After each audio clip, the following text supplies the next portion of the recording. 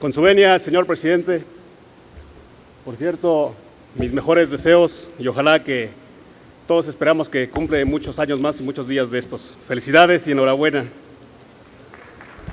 Gracias. Desde esta máxima tribuna, quiero saludar primeramente a la gente Mazahua. Azengua honreshe kutía coñacho, porque desde este lugar, o tío, o ya peso bepi, o ya pesi, ya jumechi para mi escuela, o rigi, le mando un saludo, mi corazón para todos ellos. Señor secretario, doctor Luis Videgaray Caso, secretario de Hacienda y Crédito Público, compañeras y compañeros diputados. Hablar de política económica a 3 años de este gobierno es hablar de expectativas muy lejanas, de compromisos incumplidos, de un fracaso innegable. Le digo, señor secretario, no vale la pena pretender defender lo indefendible. Es una realidad que la economía del país no avanza. La estabilidad macroeconómica de México, que se consigna en el Plan Nacional de Desarrollo, pende de un hilo: los bajos precios del petróleo, la crisis cambiaria de nuestra moneda y una coyuntura económica global adversa no permiten elevar la productividad que se requiere. Y esta, a su vez, no logra potenciar la economía, mucho menos el bienestar de las familias, como lo han señalado de manera oficial. 5 minutos son muy pocos para hacer muchas preguntas. Señor secretario, el argumento del fortalecimiento de los ingresos del sector público y un ejercicio eficiente de los recursos presupuestarios sacados del manual básico para lograr unas finanzas públicas sanas no ha sido suficiente. Se requieren, por el lado de los ingresos, acciones determinantes para eliminar los privilegios fiscales de las grandes empresas, incrementar la base tributaria y, por supuesto, facilitar el pago de los impuestos. Subrayo, facilitar el pago de los impuestos y un esquema que evite la evasión y elusión fiscal. En este marco, la propuesta para 2016 de ingresos totales asciende a 4.746.9 millones de pesos, un monto adicional de poco más de 1% respecto a 2015, pero que descontando la inflación de 2.69% a julio de 2015, el crecimiento real se vuelve de menos 1.8%, es decir, que no compensa la dinámica inercial del incremento de precios. Por eso decía yo que son muy pocos minutos, pero el grupo parlamentario del PRD sostiene los datos que maneja el Coneval.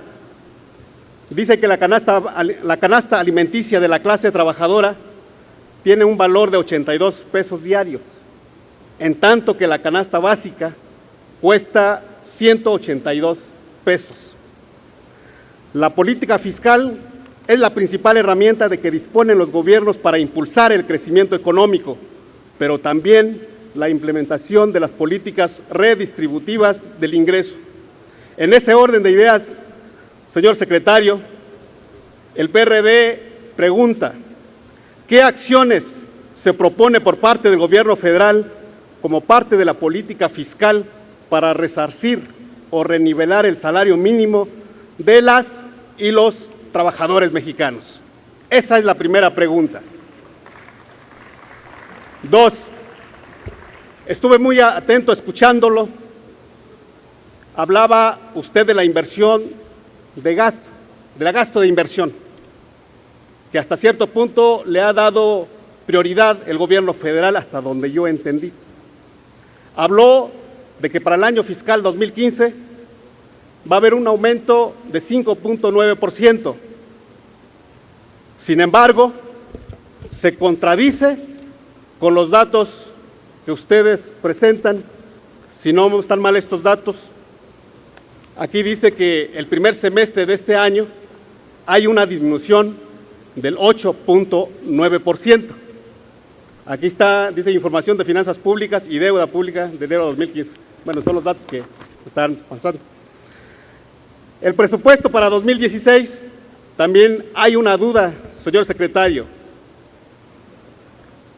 Todo indica que hay una disminución del 18.54%, en virtud de que el año 2015 ascendió a 874.5 mil millones de pesos para este ejercicio fiscal 2015.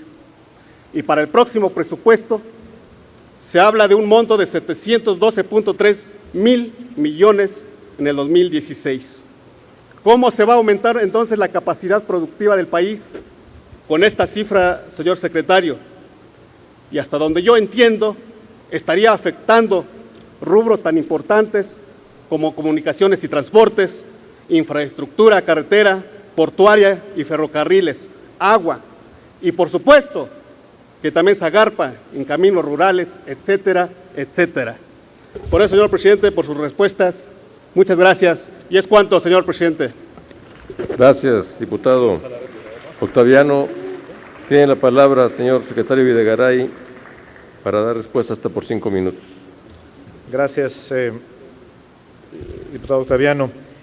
En materia de salario mínimo, primero creo que es de celebrarse la decisión que tomó la Comisión Nacional de los Salarios Mínimos de homologar, de terminar con las diferencias regionales, pero claramente esto no es suficiente. Por eso el Ejecutivo Federal ha enviado al Congreso y está en trámite en el Senado de la República una ley para desvincular al salario mínimo como un instrumento de indiciación a cosas que nada tienen que ver con el salario mínimo, por ejemplo, las multas o incluso las prerrogativas a los partidos políticos.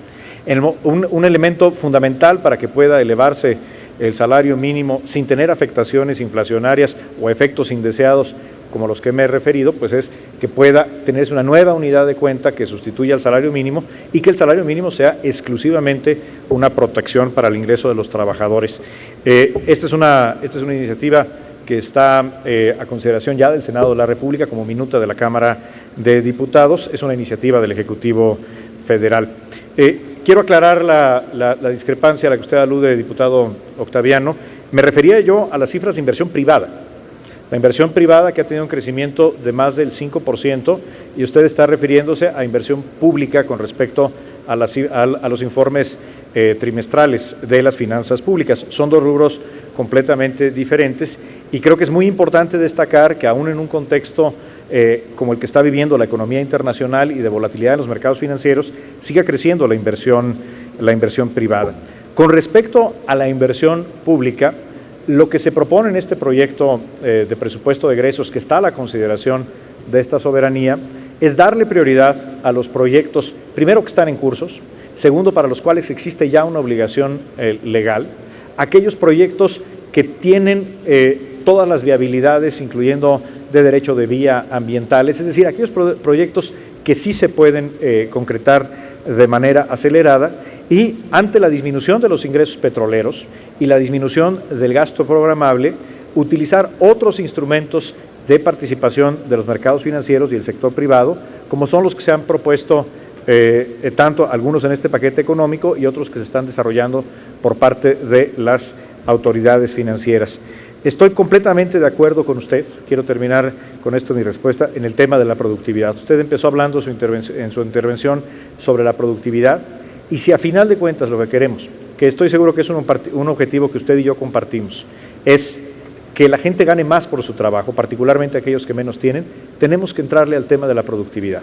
No bastan los programas de corto plazo, no basta el asistencialismo y las iniciativas que se han tomado por parte de esta administración, muchas de las reformas estructurales o iniciativas como la que ayer envía el Ejecutivo a esta soberanía, como la Ley de Zonas Económicas Especiales, van precisamente encaminadas a ese objetivo, al de elevar la productividad como única forma sostenible, viable, de largo plazo para que los trabajadores ganen más por su trabajo y México crezca más.